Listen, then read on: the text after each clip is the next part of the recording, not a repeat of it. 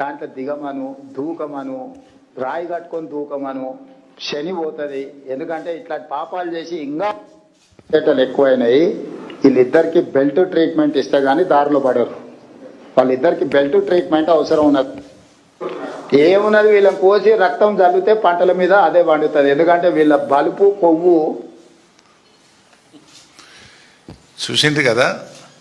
రైతుల పంట పొలాల్లో నీళ్లు బారించండి ముఖ్యమంత్రి గారు అంటే మా రక్తాన్ని బారిస్తా అని రేవంత్ రెడ్డి గారు మాట్లాడుతూ ఉన్నారు. ఇది ఒక ముఖ్యమంత్రి మాట్లాడాల్సిన భాషన? నీళ్లు కావాలని మేము అడిగితే రక్తం కావాలని రేవంత్ రెడ్డి అంటుండు. సార్ నీకు రక్తం కావాలంటే ఇస్తాం, దానికి కూడా మేము వెనకాడటోళ్ళం ఏం కాదు.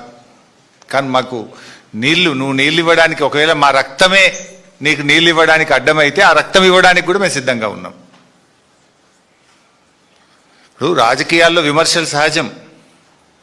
ఒక ముఖ్యమంత్రి స్థానంలో ఉండి ప్రతిపక్షాల యొక్క రక్తాన్ని పంటలపై చల్లాలి, బెల్ట్తో కొట్టాలి అని మాట్లాడడం అనేటువంటిది అత్యంత జుగుత్సాకరం. ఆయన రక్త పిపాసి మనస్తత్వానికి ఇది నిదర్శనం.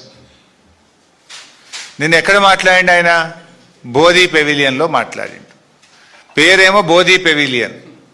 మాటలన్నీ హింసను ప్రేరేపించి హింసను తలపించేటువంటి మాటలు నిన్న ముఖ్యమంత్రి గారు మాట్లాడినారు. ఆ మధ్య చెప్పినాడు ఆయన హిట్లర్ తనకు ఆదర్శం అంటే. రేవంత్ రెడ్డి అందుకే హిట్లర్ తరహాలో ఒక హంతక భాష మాట్లాడుతూ ఉన్నాడు.